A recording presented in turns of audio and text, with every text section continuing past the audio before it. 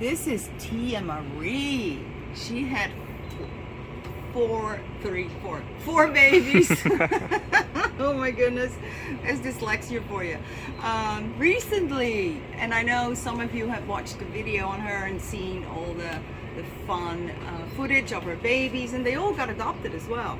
So Tia Marie is a young, healthy girl. I am going to show you how to do a proper health check, top to bottom, on a female guinea pig, because it's different, the things you want to look out for. So I've got lots of stuff here too for you. You don't want to eat?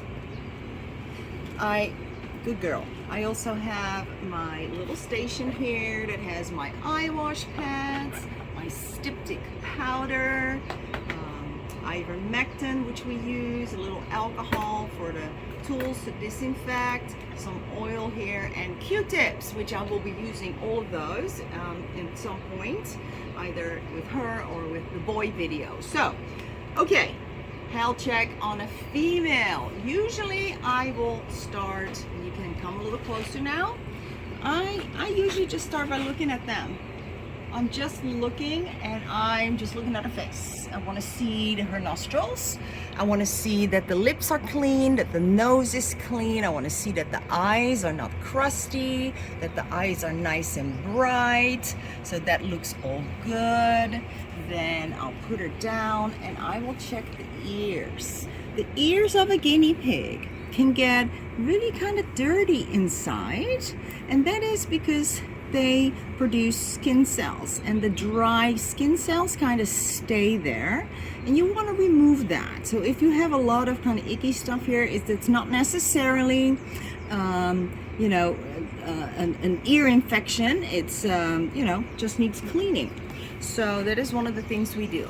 Then I need to look at the teeth. Okay, so let's bring her up, and this is how I do that. I put that little grip is so important. Okay, I have so much more control now. She feels so much more secure. So I'm holding her like this. Then I'm using this hand to gently lift up the lip all the way to the top. And then I go the bottom one, and I want to bring it all the way to the bottom. So she looks perfect. And what you're looking for is anything that doesn't look like this, because this is a perfect mouth and these are perfect teeth. You should not have any food residue here, which can happen with older guinea pigs. So if there is, you want to remove that. And you don't want to see any discoloration. Oh my goodness, you are such a good girl. Any discoloration would be an indication of something not quite right with the teeth. So her teeth are perfect. Yes, perfect teeth. Okie dokie. So the next thing I do is I will feel under the neck. Guinea pigs are prone to get lumps under their neck. They can be exactly directly here. So you want to feel right here. If there is a lump, you will feel it. Sometimes you can't see it, but you have to, and there it is, you can feel it. You also want to feel there is a lymph node here also, and you want to feel that. And it's normal, the size of it. If it is bigger, then that might not be normal. As the thyroid actually, and the thyroid, if that little nub that I feel now is bigger than it is in her, then that may trigger a vet visit to see if your guinea pig suffers from a thyroid problem. Okay. So, and then they can also get abscesses along the side here as well, kind of tucked away here. Now those particular abscesses are usually from the molars, okay? So they can get some kind of a piece of debris or something, you know, that caused an abrasion in the mouth, and then the bacteria will take advantage of that, and they can pop up an abscess. And those are actually pretty common in pigs. So you want to check for that. Okay, next check, I'm going to go down her body. I'm going to feel You want to eat? You can eat, Mama. I'm going to feel right underneath her arms here, little armpits. And what I'm feeling for, and it is literally, look at me, it's right in the middle of the arm, okay? There is like it feels like little lumps. They feel like a kidney bean, the shape of a kidney bean. And they are right there, and you can kind of almost roll them around in your finger gently. This is what it's supposed to feel like. So I always urge people to start doing all this so that you know what is normal. Then you will definitely feel it when you feel something that is like, huh, that wasn't there before, okay? Because it's really kind of hard to learn to feel things. So then I go down the side of the body, and what you will often find here, away from the lymph node here, is lipomas, which are fatty tumors that guinea pigs are super prone to. Those are, most of the time, they are benign, but they can get them in the space here between the skin and the body, actually. So they just grow. They're just fatty tumors. And I always say guinea pigs are lumpy, and they definitely are. So that looks good. So while I'm here, I'm going to check for lice. This is really important because they can have lice and you don't know about it. And they are not that easy to, unless you have a massive infestation, they're not that easy to see. So what you want to do, you want to come closer. You are going to part the hair, and the best way is actually kind of in this back area. You are going to part the hair so as to where you see the skin, like this. Then you focus intently on that area for anything that moves. You can do this like 20 seconds. You want to make sure, because sometimes there's not a lot of them. So you want to catch them, and the minute they are caught and you open up and they are in the light, lice don't like that, so they're gonna scramble to get away from that. And that's when you see them, okay? You can see them. They're teeny tiny, and they kind of grayish, light brownish in color. So this is really important. So you just want to check and hold that and look. Now, a good indication a guinea pig has lice is when they have that V on their back, okay? That V that you sometimes hear people talk about, it is more than likely caused by lice. And the reason is because they will reach around and nibble, and they can just reach those areas. So the hair starts to thin because they've been like scratching it, but with their teeth. So yeah, super important to check for that. Okay, next thing I'm gonna do is I'm gonna finish feeling everywhere. Okay, so I'm feeling in her tummy, I'm feeling for any lumps. Guinea pigs are very prone to get sebaceous cysts, which are just like a little lump. It's different from a lipoma. Those are kind of like big pimples, if you will. And they can get those. So usually if they don't burst, they're good. You can then leave them. But if they do burst open, you definitely want to make sure to go to your doctor and get that removed. Next, we're going to turn her over. Come a little closer. What I want to check now is her nipples. I want to make sure that her nipples are nice and clear like this.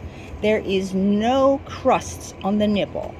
Even the slightest bit of crust can indicate, or any swelling of the nipple or any swelling right underneath the nipple can indicate a mammary gland tumor, which are common.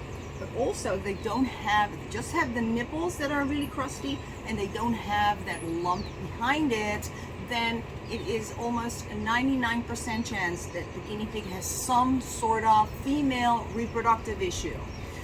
This could be ovarian cysts, it could be there's a tumor growing inside there, but it's definitely to do with hormones. If they have that, you will also sometimes see that bilateral hair loss that can extend all the way here, all the way to the belly and the leg, where the hair just becomes super thin. That can sometimes be just easily helped with hormone injections, and it doesn't necessarily mean that they need a surgery. So then I am going to check her private part.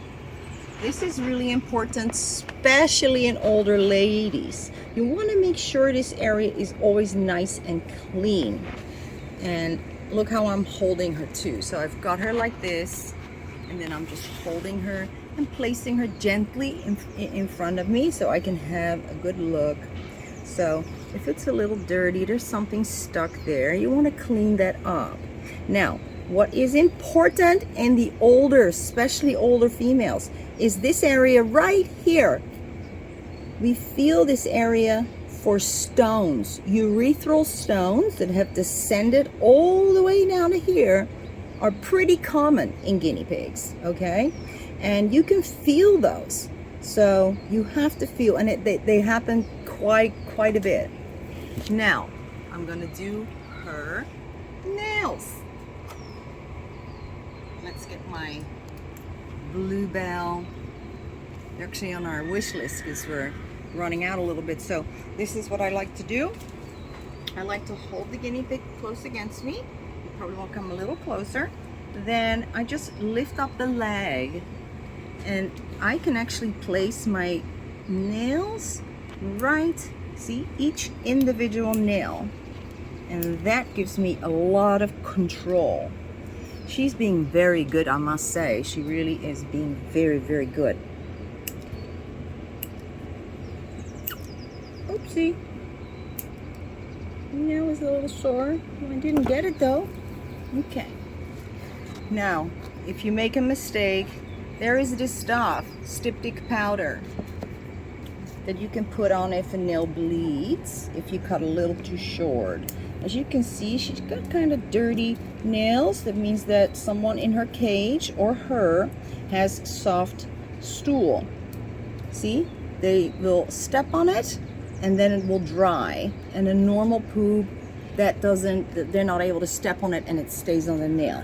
So this is an indication that I need to go check who in the cage that she's in has some soft poop. All right, mama. Now, this here is a little spur that has also got a little poop on it. These are really easy to cut off. And then her last leg, is it the last one? I lost count. Okay. I'm going to bring that little leg back a little bit. And then I'm trimming like this. Okay. Now we're going to look at her feet. Feet are super important as well. So you want to kind of turn over your piglet and look. What we're looking for specifically is any sign of swelling, any sign of like a deep angry pink, and any sign in between. You can often see it on the top where it might look a little flaky and a little dandruffy. Now that is foot fungus, and that can be quite common. I'm going to check her little feetsies, all of them, and they look really nice. Yes, they do. So foot fungus is easy to fix. Actually, I think I have some videos on that, and a lot of piggies have it, and it's ouchy. It kind of makes them, you know, not want to walk as much, and you have to treat it, because what happens is pig doesn't want to walk as much anymore and just kind of sits still in one area, and that in turn can cause the foot to become very sore, because pressure sores can develop. Okay, so yeah, this was kind of our basic health check that we do here on every guinea pig. You want to clean the ears too if they're really dirty.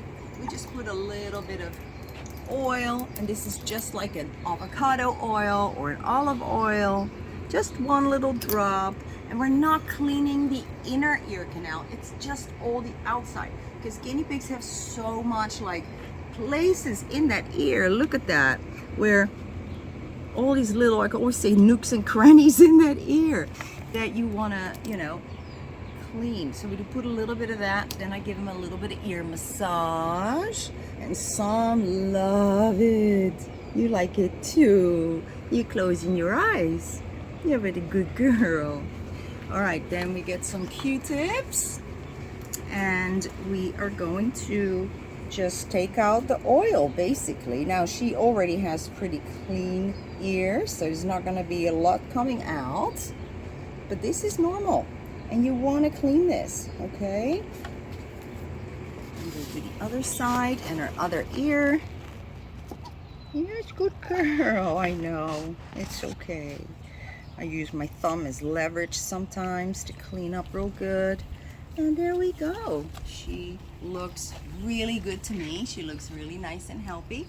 And then I'm going to give her ivermectin, which is a drug that prevents lice, mites, and internal parasites.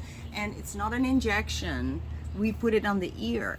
The ear has so many veins. You can see it when they're kind of this color ear. There's so many little veins. So this gets absorbed directly into the bloodstream. See, I kind of do this. And there. Yes. Did I miss anything, Jonathan? No, I think you striked everything. I did everything, yes. So you want to check for sneezing too. If you hear your guinea pig sneeze once, you can probably bet that your guinea pig is sneezing more than once a day. Anytime a guinea pig sneezes is concerning. Guinea pigs are not supposed to sneeze, so a lot of people might think, oh, it's an allergy or the hay or something or the dust, but in my experience, I don't treat it that way. I take it very seriously, and I will ask for the doctor to take a look at the guinea pig and see if we can get her on some antibiotics. So there, especially young babies that are purchased from one of those big brand name pet stores, Petco, PetSmart, those places, because they come from not a good environment. So that's something to always be aware of, okay? So yeah, you passed all the tests. You are so good. Would you like a tomato as a present for being so good girl? Okay, sometimes they don't like it if you give them a whole one, but they will love it if you open it up a little bit. Let me see. Or maybe you just don't like tomatoes. Yeah, she's thinking about it. No? Yeah? Anyways, thank you all. I hope this was helpful. I'm going to do the boy version as well. And yeah, thank you all for watching. Thanks.